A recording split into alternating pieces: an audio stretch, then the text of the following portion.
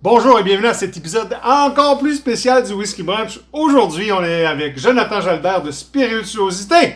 Slanjava!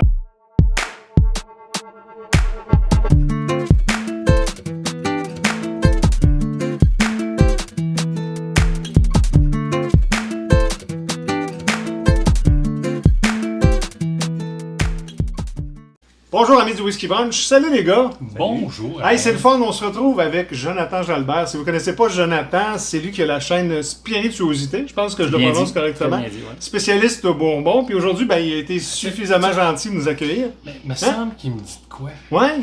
Je pense, comment ça que t'as un t-shirt demain? C'est notre gagnant aussi de notre 100e abonné, puis on ne savait pas à ce moment-là. Tu commençais, je pense, ou oui, quand même, quelques fois. Et puis, Jonathan a été assez gentil de nous accueillir dans son superbe bar afin de déguster certains produits. Aujourd'hui, on va regarder Lochley. Lochley qui est une distillerie d'Écosse dans les Lowlands, tout près de Glasgow, au sud-ouest de Glasgow, qui est relativement récent. Ils ont une belle histoire. Ouais. Ce qui reste que l'histoire de Lochley, c'est des fermiers. Oui, c'est une ferme. Il y avait du cattle, ou en français, excusez, du bétail. Du bétail. Puis, ils faisaient le barley pour nourrir leur bétail. Tout ça. Puis à un moment donné, ils se sont dit, on va tester, on va s'amuser. Ouais. Un petit 50 heures qu'on va faire de l'orge maltais. Puis aujourd'hui, on a ces superbes produits. Ils ont commencé 2017 à peu près, si je ne me trompe pas. 2015, puis 2017, la construction, le permis. Le c'est permis. Ça. Puis depuis ce temps-là, ils ont quelques produits. Qu'est-ce que tu nous présentes ici aujourd'hui, Jonathan, dans ta superbe collection? Ouais, en fait, il y a le produit de base, qui est le Our Barley, qui lui, il se trouve être leur édition qui sort d'année en année, puis qu'ils font régulièrement, qui est un assemblage un peu de différents casques, puis tout ça. Puis ils ont décidé aussi de faire un peu une mission selon les saisons. Là. Fait que ils ont 4 produits qui représentent 4 saisons, puis il y a aussi les étapes au niveau là, de la culture de l'orge. La culture de l'orge. Fait que les plantations, la récolte, la jachère, puis après ça, les labours. Le labour. La jachère, oh. Les jachères. Non, mais attends. Je viens de la ferme. Et ça, je pense, c'est le crop numéro 1, parce qu'ils ont fait, ils sont déjà dans la 3e. Ils ont sorti un seul produit dans la 3e. Okay. On a la première crop, la première récolte totale. Comme les premières batches de ces 4 différentes éditions. Là. Mais ce qu'ils se veulent faire, c'est un peu une découverte de différents fûts. Fait que chaque saison, ils ont un peu exploré, mais fait des finitions ou des maturations complètes, comme dans le cas là, du... c'est ça, j'allais dire, ils ont des seasoned, dans le sens que c'est juste seasonné dans certains casques. Il y en a d'autres vraiment que c'est 100% maturé dans des casques. C'est intéressant. Ils produisent à peu près 180 000 litres par année. C'est quand même pas rien. Ils ont des mash tuns de 2 tonnes. Ils ont des washbacks, ils en ont 6. Puis ils ont 2 copper steel quand même.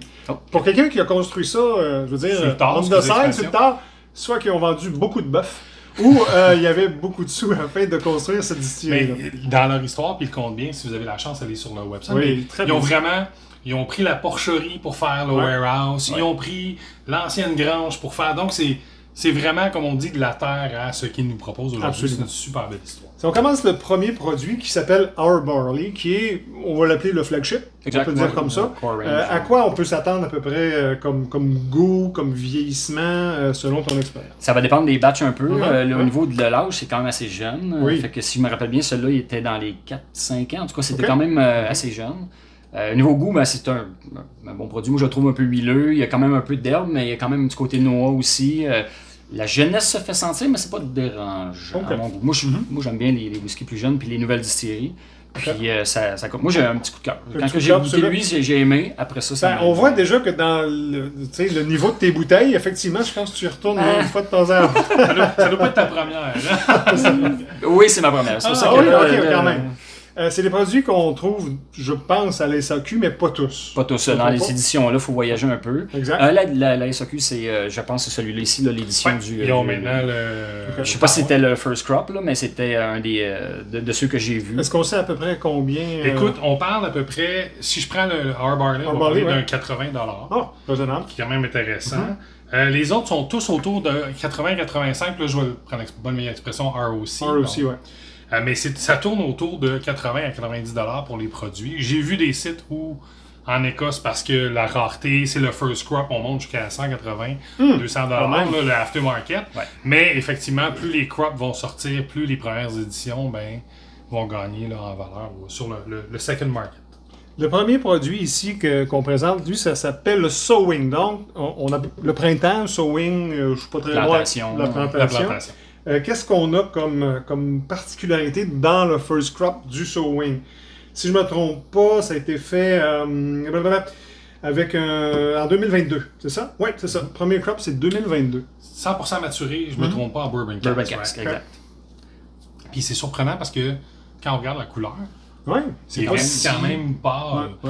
Il est quand même chardonnay paille un peu, mais je trouve que le Bourbon Cask fait ressortir beaucoup le distillé d'origine. OK. On ne le maquille pas avec d'autres saveurs, puis on ne laissait pas de donner d'autres facettes là, différentes. Fait que, avec un bon distillé, en fait, c'est un peu de même si on voit si on a un bon distillé. Oui, le Bourbon, c'est saveur, mais quand même. Mais il faut se rappeler, la majorité des scotch qu'on va consommer sont en Bourbon Cask. Donc, oui, tu as raison, ça nous amène sur un pied d'égalité pour comparer avec les autres produits. On parle ici de saveur d'amande, c'est un peu nutty, c'est très lowland. Je pense que là, on est vraiment dans un lowland floral. C'est très floral. Mais moi, j'y veux même herbacé. Je trouve que le côté fresh cut grass, là, je vais l'appeler comme ça, ou je ne veux pas dire quand on vide notre tondeuse, là, mais l'herbe fraîche coupée, là, c'est un peu ce qu'on va retrouver dans cette flaveur-là qu'on a. Ouais. Le finish, est-ce qu'on dit effectivement, le finish, c'est ça. C'est de l'herbe fraîchement coupée, puis une touche de vanille, évidemment, probablement donnée par les barils de Bourbon. Le deuxième produit qu'on présente, c'est le Harvest. Oui, qui veut dire récolte. Récolte. Crop, harvest, c'est pas mal tout le temps. C'est récolte en français, c'est un peu plus difficile. Ouais, c'est le crop, donc c'est toute la récolte, mais à travers tous les travaux, comme tel. Okay. Donc le harvest, c'est vraiment au moment de la récolte. Et là, on voit une couleur un peu différente de ce look-là. Finish, je pense... On va parler d'un finish de Bourbon Cask aussi, je me trompe pas. On parle de Oloroso. Puis Porto. C'est un assemblage. De là, cette magnifique couleur dorée qui est très intéressante, qui est très bourbonnesque. On aime ça dire ça, bourbonnesque? On aime ça finir les mots en esque. Mais oui, plus bourbon. Au nez, on parle d'une saveur plus, je vais le rappeler, bourbon un peu plus pomme, un peu plus... mais je vais même y aller pomme cuite. Moi, je trouve qu'il y a l'odeur, le petit côté... comment dire ça? Ouais, vraiment, biscuit à l'avoine, pomme cuite, donc une croustade, un peu le mélange de tout ça. Très intéressant. En bouche, et là, je cite, je sais pas mes commentaires personnels, mais on dit, on retrouve même la fraise. Non, ben... Puis, personnellement, quand j'ai goûté, j'ai fait... non, j'ai pas le cadre de mettre le doigt sur la fraise. Mais écoutez... je veux dire, pour moi, c'est les dattes, c'est les raisins. C'est un fruit rouge. C'est pour ça que j'ai ramené un peu la pomme.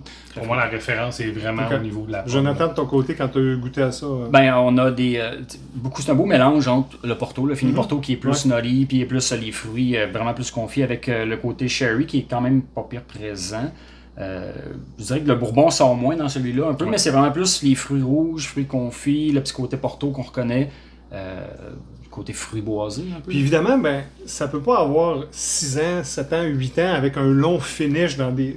il faut que ça soit quand même assez intense, puis avec des barils relativement... nouveaux. Je veux dire nouveaux. On ne prend pas de vieux barils là, pour faire ça, parce que sinon on n'aurait pas cette couleur-là. Voilà, on n'aurait pas ces goûts-là. En tout cas, la couleur est vraiment, vraiment intéressante.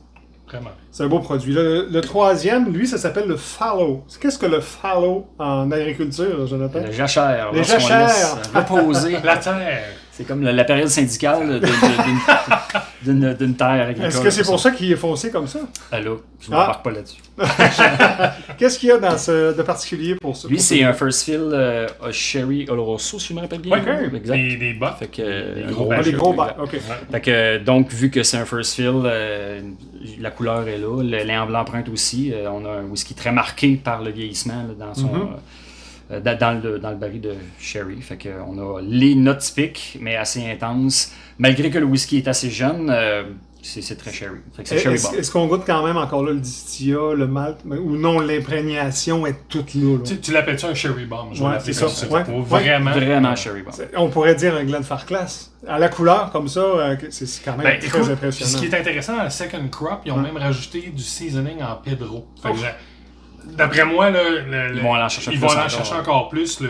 Le Cherry Bomb va être là. Absolument. Mais en tout cas, à la couleur, c'est vraiment très intéressant. Le dernier produit, et non le moindre, c'est celui que j'ai dans mon verre. Que nous avons dans nos verres, messieurs. Celui que j'ai fini, Et pourquoi? Ben évidemment, c'est le sowing. Ça, c'est au moment où on fait les labos. Les labos, merci. On retourne la terre pour la... Et là, il est season, mais en peat. C'est des quarter casks. Jonathan, ta suggestion, lorsqu'on a commencé à discuter, tu disais que c'était peut-être des quarter casks de...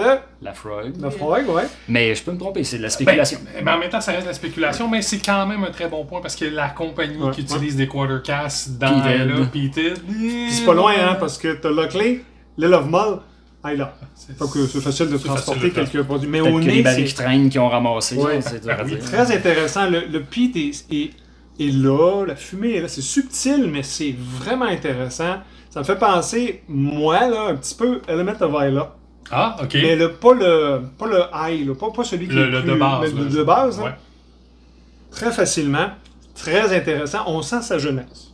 Je pense qu'on voit brillant du côté vif. Moi, ce que j'aime, c'est en bouche. Là, encore une fois, le petit côté foin, je sais pas comment l'appeler vraiment. Herbacé. C'est herbacé, mais herbacé sec, plus paille, plus. Une paille boucanée, moi je trouve. Le petit côté. Au nez, il y avait un peu de pomme aussi. Il y avait un petit côté. Oui, t'as un petit côté ben, je veux dire orchard fruit. Ouais, exactement. Tu sais, poire, pomme, peu importe.